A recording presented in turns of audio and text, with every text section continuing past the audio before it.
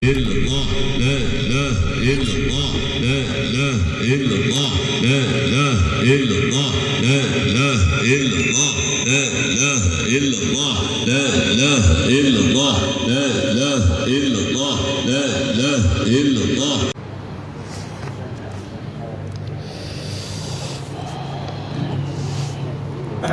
بسم الله الرحمن الرحيم. يا مسبح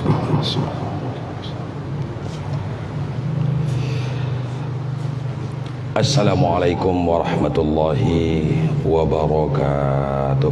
Waalaikumsalam warahmatullahi wabarakatuh. Alhamdulillahi rabbil alamin. Hamdan hamidin, hamdan syakirin, hamdan yuafi ni'amahu wa yukafi mazidah. Ya Rabbana lakal hamdu kama yanbaghi li jalali wajhikal karim wa azimi sultanik. أشهد أن لا إله إلا الله وأشهد أن محمدا عبده ورسوله لا نبي بعده. اللهم صل وسلم وبارك على سيدنا وحبيبنا وشفيعنا وذكرنا ومولانا محمد وعلى آله وصحبه أجمعين. أحباء الكرام, malam ini oleh abuya kita disuguhkan satu makalah yang sangat dalam maknanya. Oleh karena itu kita tidak akan keluar dari topik kajian kita, di mana guru kita mengemukakan surat Yasin ayat 11. A'udzu billahi minasyaitonir rajim. Bismillahirrahmanirrahim. Boleh kita lihat. Innama tunziru manittaba'adz dzikra wa khasyar rahmana bil ghaib fabashshirhu bimaghfiratin wa ajrin karim. Innama hanyalah, tunziru Muhammad, hanyalah, kata Allah, hanyalah engkau bertugas memberi peringatan, manittaba'adz dzikra, kepada orang-orang yang mau mengikuti peringatan itu. Apa itu dzikra? Al-Quran. Hanyalah, kata Allah kepada Nabi Muhammad, tunziru manittaba'adz dzikra, engkau bertugas memberi peringatan kepada orang-orang yang mau mengikuti peringatan. Maknanya khusus lafaz untuk Nabi Muhammad sallallahu alaihi wasallam, umum makna untuk kita. Kita memberi peringatan, menyerukan orang kepada Al-Quran, kepada kebenaran, kepada keimanan, kepada keislaman, kepada keihsanan, adalah kepada orang yang mau untuk mengikuti peringatan. Dalam hal ini kita dilarang untuk loba di dalam menyampaikan kebenaran, tetapi kita disuruh untuk tetap tenang dan menyandarkan diri kepada Allah, bahwa yang akan menyampaikan petunjuk itu ke dalam dada orang hanyalah Allah. Seirama ayat ini dengan apa yang Allah katakan di dalam ayat lain, Muhammad, innaka la tahdi man ahbabta walakinnallaha yahdi man yasha. Sesungguhnya engkau Muhammad la tahdi, tidak bisa meletakkan petunjuk ke dalam dada orang yang engkau cintai. Hanyalah Allah yang memberikan petunjuk kepada siapa yang ia kehendaki. Tetapi kata Allah, lanjutan, wa khasyar rahmana bil ghaib, hanyalah kata Allah, engkau memberi peringatan satu kepada orang-orang yang mau mengikuti peringatan dan orang-orang yang takut kepada Ar-Rahman. Allah memakai kalimat Ar-Rahman di sini, bukan wa khasyallah, tetapi wa khasyar Rahman. Allah memberi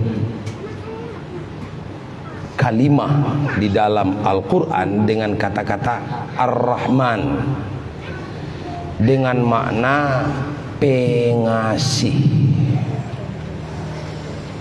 Apa rahasianya ini? Ternyata kita menyampaikan dakwah itu yang pertama kepada orang yang mau mengikuti peringatan, yang kedua orang yang takut kepada Allah yang Rahman, Allah yang pengasih. Maka wujud makna ayat ini, dakwah bukan disampaikan kepada orang Islam saja.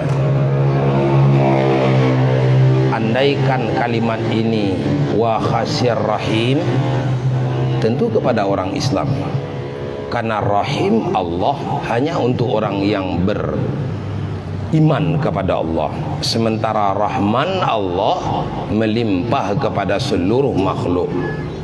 Maka penyampaian dakwah itu adalah kepada orang yang beriman kepada Allah dan orang yang tak beriman kepada Allah. Begitu. Wa khasyir rahman bil ghaib, siapa? Kepada orang yang takut ia kepada Allah yang penyayang, yang pengasih. Bil ghaib, para ulama tafsir memaknakan bil ghaib ini laukana ghaiban, walaupun Allah itu tak nampak oleh mata kepalanya.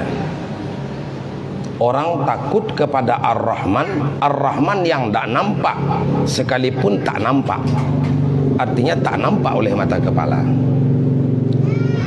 Maka Allah berikan pula petunjuk kepada kita. Apa kata Allah? Fabashshirhu, maka bashir, basyara yubashshiru, bashir, bushra. Bushra itu pembawa berita gembira artinya. Bashir, beri kabar gembiralah atau beri kabar sukalah olehmu kepada orang. Yang pertama kepada orang yang mau mengikuti petunjuk, kedua kepada orang yang takut kepada Allah yang penyayang, pengasih. Jadi caranya yang kedua tidak dengan cara menakut-nakuti orang, tetapi fabashshirhu, senangkan hati orang, gembirakan orang. Jangan sekali-kali kita mengajak orang kepada Allah tapi orang ditakut-takut, ya kamu tidak usahlah belajar tauhid, nanti kamu gila, kamu belum mampu ini, nanti kamu kalau tidak termakan oleh kepala kamu nih. Nah, itu namanya dakwah yang salah. Atau ditakut-takuti, kalau kamu nggak akan serius, tak usah aja lah. Itu tak boleh. Kalau dia masih tanggung-tanggung, motivasi terus. Dengan apa diberi kabar gembira, dengan apa diberi kabar suka, yaitu bimaghfiratin, bahwa ia akan mendapat ampunan. Dengan bagaimana orang mendapatkan ampunan? Dengan mengajarkan orang bertaubah dan berinabah serta beristiqamah. jika mereka bertaubah, berinabah dan beristiqamah, ia akan mendapatkan ampunan sekalipun dosanya lebih besar dari gunung, lebih besar, lebih luas dari laut, lebih banyak dari pasir di laut, karena ampunan Allah itu meliputi langit dan bumi. Satu, wa ajrin karim, ia akan mendapatkan ajrin karim, upah yang mulia. Ini tidak Allah katakan surga. Apa rahasianya? Karena makna ajrin karim itu ada dua. Yang pertama, upah yang mulia itu adalah surga. Yang kedua, bertemu dengan Allah. Bertemu dengan Allah itu dua.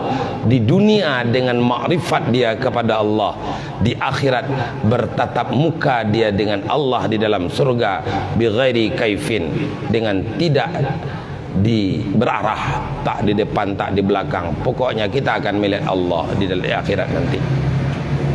Ayat ini sangat dalam, mengajak orang kepada az-zikra. Az-zikra kalau bertemu di dalam Al-Quran maknanya adalah peringatan atau Al-Quran. Dalam ayat lain kita pernah membaca ayat, mendengar apa bunyinya? Man a'rada an zikri, zikri zikra. Man a'rada an zikri, siapa yang berpaling dari Al-Quran, maka akan kami berikan kepadanya kehidupan yang dongka, yang sulit di dunia. Wa nahsyuruhu yaumal qiyamati a'ma, dan di akhirat kami, kata Allah, akan menghalau mereka dalam keadaan mereka buta. Kenapa begitu? Di sini dijelaskan bahwa yang kita maklumi bersama, Al-Quran itu didatangkan Allah sebagai dalil, sebagai petunjuk. Untuk siapa? Untuk orang yang bertakwa. Dia tidak akan menjadi petunjuk bagi orang yang tak bertakwa kepada Allah. Allah uraikan pula dalam Al-Quran, guru kita sampaikan, Alif Lam Mim. Allah yang tahu makna Alif Lam Mim, ya. Zalikal kitab, Al-Quran itu menunjukkan, Allah tak katakan hazal Quran. Haza isyarat untuk dekat, zalika isyarat untuk jauh. Kalau haza ini, kalau zalika itu, zalika tilka itu mananya. Haza hazihi ini, haza hazihi itu isyarat untuk dekat, ini mananya.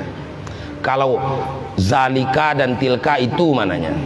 Kenapa Allah memberi kalimat di sini dengan zalikal kitab, Al-Quran itu menunjukkan bahwa darjah Al-Quran daripada kitab-kitab yang sebelumnya, dari Taurat, Zabur, Injil, jauh lebih tinggi. Jauh. Karena jauh lebih tinggi itu, Allah katakan zalikal kitab, Al-Quran itu la raiba fi, tidak diragui padanya. Kalau bahasa surau kita, la raiba fi, tidak jenis keraguan padanya. Tentang apa? Innahu munazzalun min rabbi, bahwa Al-Quran itu benar-benar turun dari Allah, tidak dikeragui, baik dari proses turunnya, dari cara turunnya, dari siapa yang menerimanya, dari sejarahnya, dari segi keotentikannya, tidak perlu diragui. Ia hudan lil muttaqin, menjadi petunjuk bagi orang yang bertakwa. Apa itu makna bertakwa? Ada dua lagi maknanya.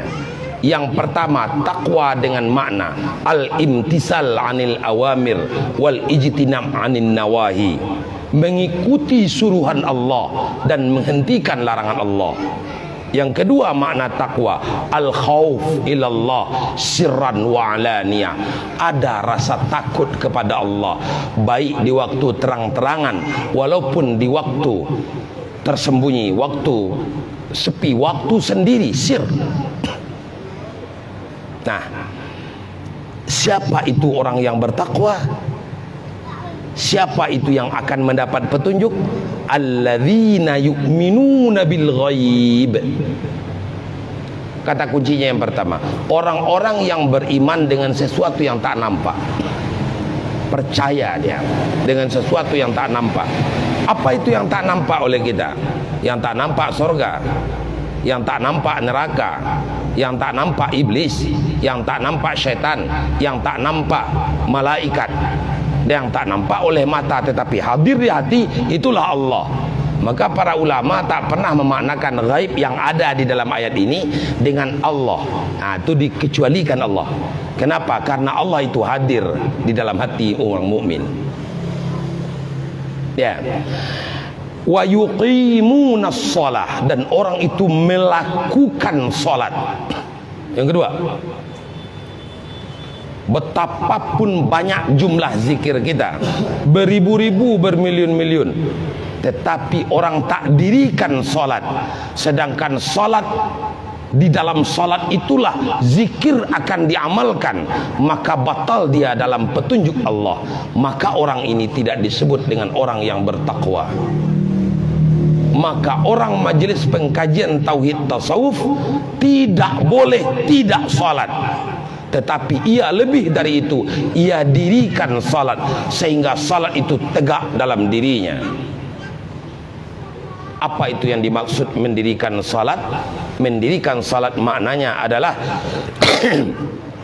membayarkan hak-hak salat sebelum salat.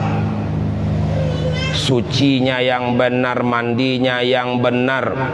Nah, itu diajarkan oleh Tengku kita, Tengku Iswandi, diajarkan oleh Tengku Marhaban, diajarkan oleh Tengku Hadi Saputra. Nah, ini tidak boleh kita tinggalkan. Kenapa? Itu hak salat sebelum salat.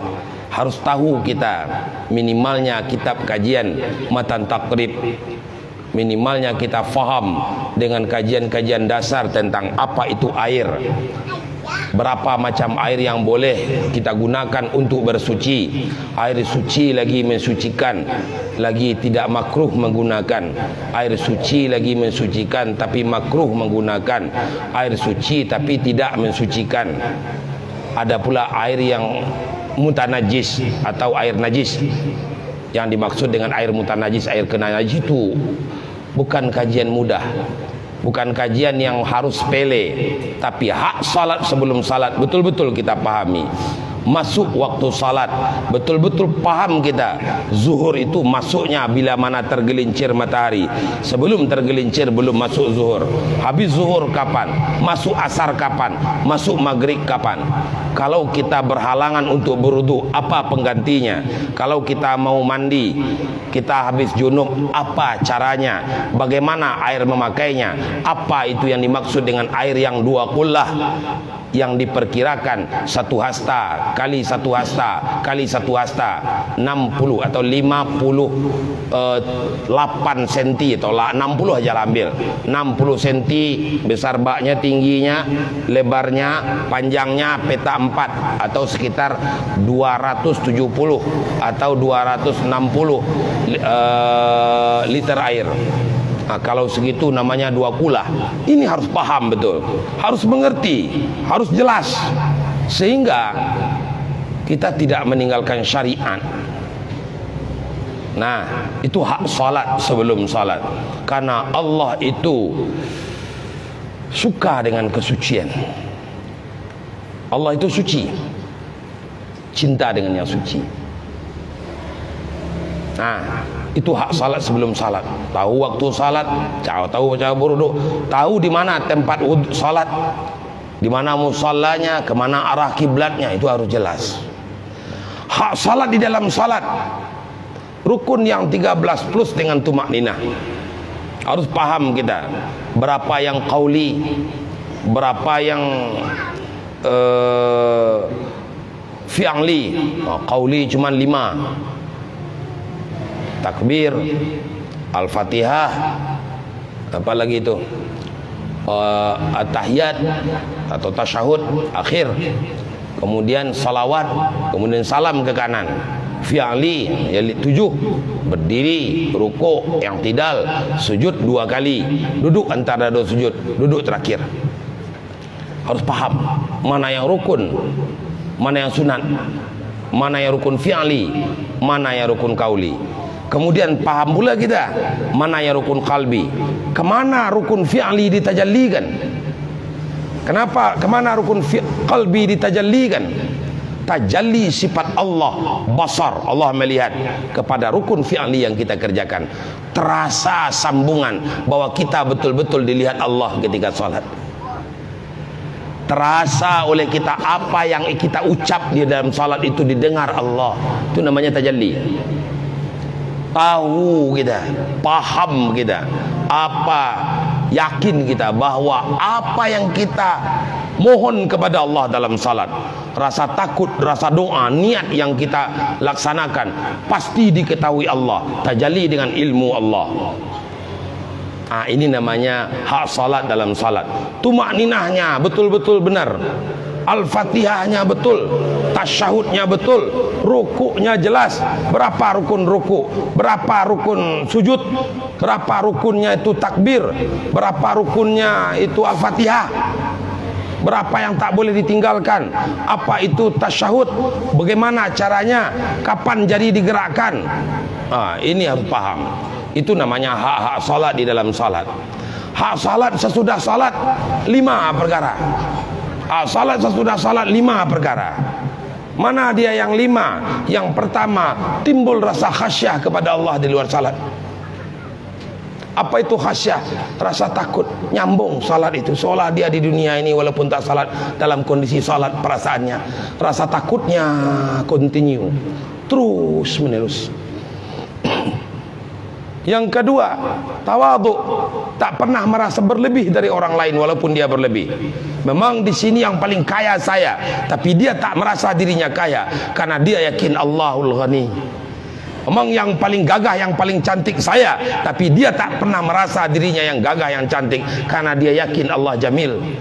Memang dia yang paling hebat di daerah ini, yang paling pintar, yang paling cerdas, tapi dia tak pernah merasa dirinya cerdas, selalu rendah hati karena dia yakin Allah lah yang Maha Alim. Ini namanya tawadhu. Itu namanya adalah pengaruh salat, hak salat yang wajib kita bayarkan sesudah salat. Yang ketiga, khusyuk. Apa itu khusyuk? Serius. Apa itu serius? Benar-benar mau melakukan, sungguh-sungguh melakukan. Kalau kita salat, Allahu Akbar, orang salat serius, walaupun ada ini orang cubit di belakang bau kita, nggak pernah kita ginikan tangan kita. Serius. Ngurus rumah tangga serius, cari rezeki yang halal serius. Tidak. Bangun pesantren Insan Muadabah serius, bangun MPTT serius, tawadhu, khusyuk. Orang yang tidak serius mengurus sesuatu, baik urus anak istrinya, baik urus lembaganya, baik urus organisasinya, baik urus dirinya sendiri, tandanya orang itu tak salat, tak berpengaruh salat untuk dirinya. Perbaiki salat. Itu namanya khusyuk. Nah, yang ketiga, apa itu? Itharul akhirah, memilih akhirat. Jalan di dunia ini 2 saja. Kalau tidak jalan Muhammad Rasulullah, pasti jalan syaitan laknatullah. Tidak ada jalan 2 aja. Kalau tidak jalan ashabul yamin, pasti ashabul shimal. Kalau tidak jalan menuju neraka, jalan menuju surga, pasti salah satunya. Mau kaki sebelah diletakkan di jalan surga, kaki sebelah diletakkan di jalan neraka. Hari ini dia lakukan kebaikan, besok ia lakukan kemungkaran. Ini namanya tak membayarkan hak salat sesudah salat. Apalagi yang terakhir, husnul khulqi, baik akhlak. Baik akhlak ini husnul khulqi. Khulqi itu perbuatan yang dilakukan tanpa ada kepentingan. Itu akhlak namanya. Ya, kalau saya bertemu dengan Tengku Iswandi, karena Tengku Iswandi ini Pak Wali Kota, depan rumah kita panggillah Pak Tengku Iswandi. Pak Tengku, masuklah Pak Tengku, ada kopi nih Pak Tengku. Geleran bertemu dengan Tengku Samsul kagak dilengah. Kenapa? Jangankan wali kota, jadi RT saja kagak dia. Kita nggak punya kepentingan sama dia. Lewat Tengku Samsul dia diem aja. Tapi orang yang berakhlak baik, mau wali kota, mau bupati, mau camat, mau kepala dinas, mau RT, mau RW, mau pedagang, mau orang tak berpendidikan, siapa saja, kalau jatuh bantu, kalau sakit tolong. Ada di antara kita merasakan bahwa dia lebih mulia daripada orang lain, sehingga dia mengangkuhkan diri kepada orang lain, tidak mau menolong. Ini adalah bukti bahwa akhlaknya yang kena. Nah, itu disebut dengan membayarkan hak salat sesudah salat. Pasti banyak sebetulnya kalau kita bahas. Wa yuqimunas shalah wa mimma razaqnahum yunfiqun. Ini kalimatnya mimma, di antara, sebahagian saja, kagak seluruhnya. Wa mimma, sebahagian, razaqna, kami beri rezeki mereka, hum yunfiqun, mereka mau menafkahkan. Ya, jangan nerima sedekahnya mau ngasih ke mau. Itu namanya bukan orang yang sholat, yang bertakwa, yang dalam mendapat petunjuk dari Allah. Wa mimma razaqnahum yunfiqun. Yang selanjutnya, walladzina yu'minuna bima unzila ilaika, orang-orang yang beriman dengan apa yang diturunkan kepadamu Muhammad, yaitu Al-Quran. Oh, kalau beriman dengan Al-Quran, Al-Quran itu menjadi buah lidah, Al-Quran itu menjadi buah tangan, Al-Quran itu jadi buah mata. Apa maksud jadi buah tangan? Kemana ba'da maghrib lihat juga Al-Quran. Buah mata yang akan dilihat Al-Quran, yang akan dibaca Al-Quran. Maka majelis pengkajian tauhid tasawuf sesuai petunjuk guru kita wajib cinta kepada Al-Quran. Nih, wa mimma razaqnahum yunfiqun walladzina yu'minuna bima unzila ilaika wa ma unzila min qablik, dan apa yang diturunkan dari sebelum Muhammad, yaitu Taurat, Zabur dan wabil akhirati hum yuqinun, dan dengan hari akhir mereka yakin. Karena yakin itulah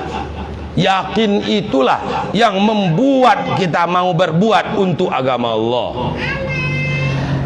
Ulaika ala hudam mir rabbihim, mereka itu ala hudan, berada dalam petunjuk, mir rabbihim, dari Tuhan mereka. Wa ulaika humul muflihun, mereka itulah orang yang menang. Mendapat kemenangan, lakukan 5 perkara ini. Tidak ingin mendapat menang, tinggalkan 5 perkara ini, masuklah ke dalam neraka. Nah, maka harusnya kita, tugas kita sebenarnya apa? Yaitu meniru apa yang dikerjakan Nabi. Nabi peringatkan orang dengan Al-Quran. Al-Quran mengajarkan, memperkenalkan, wa ilahukum ilahun wahid, Tuhanmu adalah Tuhan yang satu. Itu dakwah yang pertama. Man ahsanu qawlam mimman da'a ilallah wa amila salihan wa qala innani minal muslimin. Tidak ada man ahsanu qaulan, tidak ada ucapan yang paling mulia di dunia ini selain mendakwahkan orang, mengajak orang kepada Allah. Tidak ada perbuatan yang lebih baik dari itu. Ngajak orang kepada Allah, yang jauh dari Allah didekatkan kepada Allah. Nah, kerja kita itu namanya kita adalah memberi peringatan orang dengan Al-Quran. Nah, oleh karena itu biasanya apabila kita mengajak orang kepada iman yang di dalam imannya itu ada ihsan, kepada amal soleh yang dalam amal solehnya ada ikhlas, bagaimana kita mau mengajak orang sementara kita tidak beriman dengan keihsanan yang ada, tidak beramal soleh dengan ikhlas?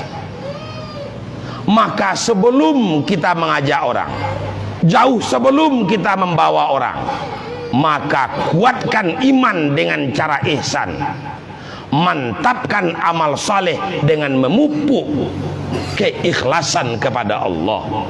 Karena Allah mengatakan, wa ma umiru illa liya'budullaha mukhlishina lahuddin hunafa.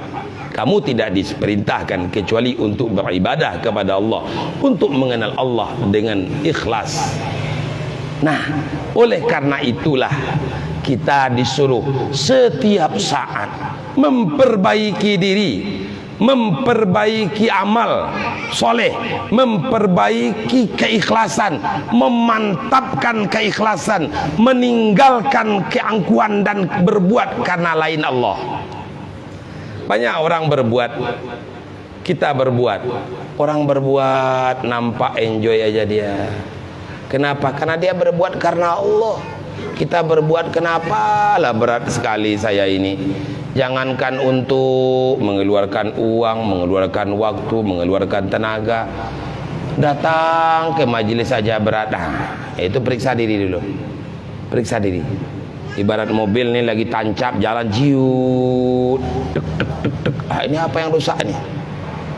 Bannya yang kurang angin nih, atau ada mesinnya yang rusak, atau bensinnya yang kurang, atau olinya yang bocor ke bawah barangkali. Bisa jim nih mobil, gimana? Periksa. Maka memeriksa diri itu adalah satu kemestian bagi kita. Menjadi seorang da'i ilallah, mengajak orang kepada Allah. Bagaimana Anda mengajak orang kepada Allah sementara Anda tidak dengan Allah? Bagaimana Anda untuk mengajak orang beramal saleh, Anda tak beramal saleh? Bagaimana Anda mengajak orang untuk ikhlas, Anda tidak ikhlas? Maka seolah-olah untuk diri kita dan untuk orang itu satu paket yang tidak bisa dipisahkan.